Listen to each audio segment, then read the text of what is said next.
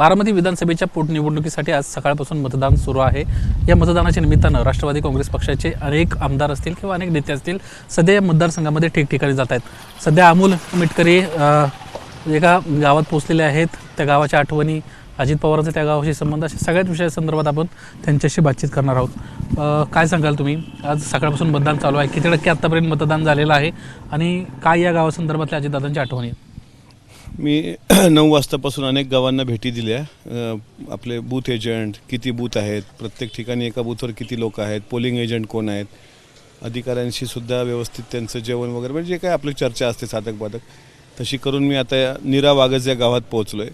हे तेच गाव आहे जिथे 28 जानेवारीला सकाळी जिल्हा परिषदेच्या निवडणुकीच्या अनुषंगानं आदरणीय दादांची सभा होणार होती। माझ्या मागच्या बाजूचं जे ग्राउंड दिसतं साहेबांकडे स्वतः त्या सभेची जबाबदारी होती आणि आज योगायोगाने मी त्याच ठिकाणी आहे। आता सध्या आत्तापर्यंत जे फिरलो तर 45% मतदान आता दुपारी 2:30 वाजेपर्यंत झालेलं आहे आणि आम्हाला विश्वास आहे 5 वाजेपर्यंत हा मताचा टक्का 70% वर जाईल। आणि जर आता काय जसं उन्हाची तीव्रता जशी जशी कमी होईल तसं जसं मतदान वाढेल, पण आमचा प्रयत्न असा आहे की 80% ते मतदान व्हावं, पण तुर्तास तरी 45% सर्व बूथवर मतदान झाल्याचं आणि ते आमच्या सगळ्या बूथ प्रमुख असतील त्यांनी व्यवस्थित पद्धतीने करून घेतलेलं आहे। मागच्या 4-5 दिवसांपासून या सगळ्या मतदारसंघात तुम्ही फिरतायत, लोकांचे अपघातासंदर्भात काय भावना आहेत, त्यांच्याशी बोलता त्यावेळेस काय त्यांचं म्हणणं असतं? नाही, लोकांचं मनातल्या ज्या भावना आहेत ते ह्याच आहेत की अजितदादांच्या कावसाहेब सर्वांच्या भावना आहेत की दादांच्या विमानाच्या अपघातासंदर्भात आमच्या मनात संभ्रम आहे। इथे मोठी सभा होणार होती, अचानक दादाचं विमान कोसळतं, हे कसं घडलं तर ह्याचा तात्काळ म्हणजे जलद गतीनं तपास व्हावा। कारण तपास माननीय मुख्यमंत्र्यांनी लावला आहे तर अर्थातच लावला आहे, पण तपासाची गती जी आहे ती अत्यंत संथ गती आहे। अद्यापही दादांच्या म्हणजे खरातांचे कॅप्टन खरातचे भोंदूबाबाचे 4,500 CCTV फुटेज येऊ शकतात। दादासारखा मोठा नेता असा नेता विमानात बसतानाचं एकही CCTV फुटेज न येणं, मला असं तपास यंत्रणेचं हे फेल्युअर आहे। त्याच्यामुळे सर्वांची भावना बरोबर आहे ना, माझ्यासोबत सर्वांची भावना अशी आहे की दादांच्या विमान अपघाताचं सत्य हे आलं पाहिजे आणि अपघात असेल तरी आम्ही मान्य करू, पण तो सिद्ध करून दाखवा। पण जर तो घातपात असेल तर मग महाराष्ट्रातली जनता ठरवेल पुढं काय करायचं आहे ते। पण तुर्तास तरी खरातबाबाच्या ईशान्येश्वर मंदिरातील ज्या अघोरी पूजा झाल्या त्या अघोरी पूजाचा अँगल दादांच्या विमानाच्या घातपाताला कारणीभूत आहे असं मला वाटतं। आज सकाळपासून शिवाजी कोण होता या पुस्तकावरून खूप वादंग सध्या सुरू आहे। गोविंद पानसरे सरांनं जवळपास 1988ला लिहिलेलं ते पुस्तक, त्यानंतर आता आमदार संजय गायकवाडांना शिवाजी कोण होता असा शिवाजी महाराजांचा एकेरी भाषेत उल्लेख का केला असं म्हणत थेट जे प्रकाशक आहेत त्यांना शिवीगाळ केल्याची बाब समोर आली, स्वतः त्यांना ते मान्य देखील केले। असं आहे, महाराष्ट्र विधिमंडळात जितके आमदार आहेत विधानसभा आणि विधान परिषदेचे ते लायब्ररीत किती वेळ जातात एकदा याची माहिती घ्या, किंवा आकाशवाणी आमदार निवासच्या बाजूला एक पुस्तकालय आहे तिथे किती आमदार भेट देतात याची एकदा माहिती घ्या। अहो, पुस्तकं वाचले तर त्या पुस्तकाचं महत्त्व कळेल ना। आता असं आहे, डोनाल्ड ट्रम्प समजा विमानातून ताजमहल पाहत आहेत आणि तुम्ही काय ठरवणार अख्खा देश श्रीमंत आहे, तसं पुस्तकाचं शीर्षक शिवाजी कोण होता हे लिहिलं कोण? गोविंद पानसरेंनी। गोविंद पानसरेंचं पुस्तक कोण्या वर्षीचं? 1988। आता किती वर्ष झाले त्याला? 38 वर्ष। 38 वर्षानंतर तुम्हाला साक्षात्कारात शिवाजी महाराजांच्या नावाचा एकेरी उल्लेख झाला। मग प्रशांत कोरटकर आता या अधिवेशनात मागच्या अधिवेशनामध्ये महाराजांच्या बद्दल अपशब्द बोललेला, त्याबद्दल चकार शब्दही निघाला नाही आणि प्रकाशकाला धमकी देण्याचा अर्थ काय? प्रकाशकाची चूक आहे। प्रकाशनाचे सर्व अधिकार आणि त्या नावाचं जे काही आहे एकेरी उल्लेख जरी त्याच्यामध्ये आता तात्कालीन आता महात्मा ज्योतिराव फुलेंनी शिवाजी महाराजांचा पहिला पोवाडा लिहिला, त्यामध्ये ज्योतिराव फुल्याने गाईला पूत शूद्राचा, जिजाबाईचा बाळ काळ झाला यवनाचा, मुख्य धनी पेशव्याचा, कुळवाळी भूषण पवाळा गातो भोसल्याचा, आता असा उल्लेख आहे।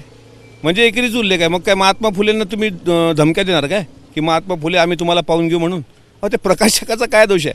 त्या पुस्तकामध्ये छत्रपती शिवाजी महाराजांनी जोपासलेला सर्व धर्मसमभाव, शिवाजी महाराजांचा स्त्रीविषयक दृष्टिकोन, शिवाजी महाराजांनी घडवलेलं 18 पगड जाती 12 बलुतेदारांचं स्वराज्य, ज्यामध्ये धनगर समाज, मराठा समाज, रामोशी समाज, कोळी समाज, हे मुस्लिम समाज, या सगळ्या 18 पगड जाती गुन्ह्या गोविंदांना नांदत होत्या।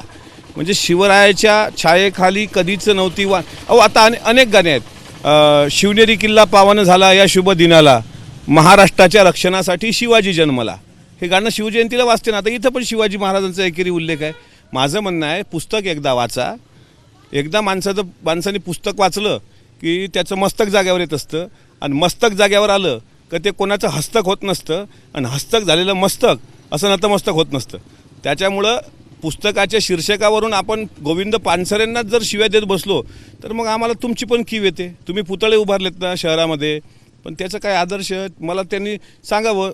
शिवाजी महाराजांच्या राजमुद्रेमध्ये, म्हणजे राजमुद्रा कोणी दिली, कोण्या वर्षी दिली, त्या राजमुद्रेचा अर्थ काय, जिजाऊ साहेबांना सुरक्षित स्थळी शहाजीराजांनी, म्हणजे सिंदखेड राजाला जिजाऊंना शहाजीराजांनी पाहिलं, माहुली गडावर जिजाऊंना गर्भधारणा झाली, आणि मग तिथेच प्रसूती होत होती. पण निजाम मागावर होता म्हणून शिवाजी महाराजांनी एक सुरक्षित किल्ला बांधला शहाजीराजांनी, तो बांधला शिवनेरी.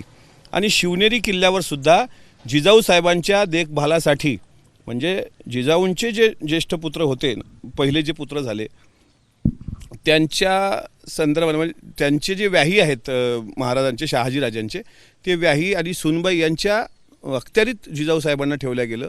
आणि मग जिजाऊ साहेब कोकणापर्यंत तुम्हाला दिसत आहेत. हा जरी इतिहास त्यांनी सांगितला तरी मला असं वाटते बऱ्यापैकी आता एक तर इतिहासावर अभ्यास नसेल ना कोणी आमदाराचा तर बोलू नये, आणि जर बोलायचं असेल तर मग ते अभ्यासात्मक चर्चा झाली पाहिजे. असे मुद्दे काढून तुम्ही महाराष्ट्रातल्या शेतकऱ्याचे प्रश्न सुटणार आहेत का? 1988 चालतात त्यात आहे महाराजांचा शासन निर्णय, त्या काळामधला शेतकऱ्याच्या रयतेच्या भाजीत्या देठास हात लागल्यास हातपाय कलम केले जातील. मग आता काय, इतका काळजी करणारा राजा की खबरदार जर पुढे टाच ओलांडून चिंधळ्या वळू राहिल्या एवढ्या. मला माहिती आहे गायकवाड साहेबांना पुस्तक वाचायचा वेळ नाही, त्यांनी गोविंद पानसरे साहेबांचं व्याख्यान आहे या विषयावर, तो व्याख्यानाचा विषय वाचायचा. 20 मिनिटाचं व्याख्यान आहे. त्यांनी शिवाजी कोण होता या पुस्तकामागचं खरं त्यांनी लिहिण्यामागचं कारण काय, एकेरी उल्लेख झाला आणि आता त्याची जीप छाटू. अहो शेवटी साहेब लोकशाही आहे हो, महामानव डॉक्टर बाबासाहेब आंबेडकरांच्या संविधानाचं राज्य आहे. आता असं तलवारीन बिलवारीने आता ते मॅन करून ठेवा जरा. आणि गोविंद पानसरे साहेबांच्या, आता ते गेलेत साहेब, तुम्ही त्यांना प्रकाशकाला म्हणतात तुला पण घालू, म्हणजे ही भाषा काही बरोबर नाही. माझे ते चांगले मित्र आहेत, पण कुठेही मित्र जरी चांगले असले पण कोणत्याही गोष्टीचं मी समर्थन करणार नाही. मी सुद्धा मावळा आहे महाराजांचा.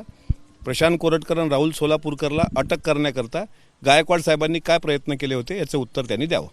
त्यांचं सगळ्यात महत्त्वाचं म्हणणं काय आहे की पुस्तकाचं शीर्षक शिवाजी कोण होता, आपण शिवाजी महाराज म्हणतो, तिथं मात्र शिवाजी हा शब्द वापरला आहे. याला ते सातत्यानं आक्षेप घेत आहेत. त्यांनी त्याच्यावरच ते प्रकाशकाला देखील म्हणतायत की तुम्ही ते छापायचं धाडस कसं काय केलं, तुम्ही का छापलं ते पुस्तक? कोणी लिहिलं आहे? गोविंद पानसरेंनी. प्रकाशनाचे अधिकार कोणाचे असतात? प्रकाशकाचे. ते राईट्स कोणाकडून घ्यावे लागतात? लेखकाकडून. लेखक कधी वारले? त्यांना मारल्या गेले. कोण्या वर्षी? आत्ता अलीकडं मारल्या गेले. पुस्तक लिहिलं कधी? 1988. मग 88ला पुस्तक लिहिलं गेलं त्यावेळेस गायकवाड साहेबांचं वय किती असेल? त्यांचं वय असेल साधारणपणे एक 12-15 वर्षाचं. त्यांना समजायला लागलं असेल 18व्या वर्षी. तोपर्यंत पानसरे साहेब जिवंत होते ना महाराष्ट्रात. मग त्यांना का नाही विचारलं? आता ते गेले तर त्याच्या प्रकाशकांना, हे बघा बाबासाहेब देशमुखांचे पोवाडे जुन्या काळात गाजायचे ना, टी सिरीज सारख्या कॅसेट कंपनीला ते त्या काळात 500 रुपये 600 रुपये अशा मानधनावरती गेले. आता एखाद्या पोवाड्यामध्ये जर काही चुकीचे शब्द असतील तर तुम्ही बाबासाहेब देशमुखांनाच हे धरणार काय? ते तर आता गेलेत, ते नाही आहेत आपल्यामध्ये. असं काहीतरी बोलावं का हो? आता तुम्ही बुलढाणा जिल्ह्यातल्या शेतकऱ्यांचे प्रश्न सोडवा, हा विषय सोडून द्या इतिहास संशोधकांकडे, ते बघतील. आणि तुम्हाला एकट्यालाच भावना दुखल्या आणि बाकीच्या महाराष्ट्राला वाईट नाही वाटलं काय? काय पद्धत आहे?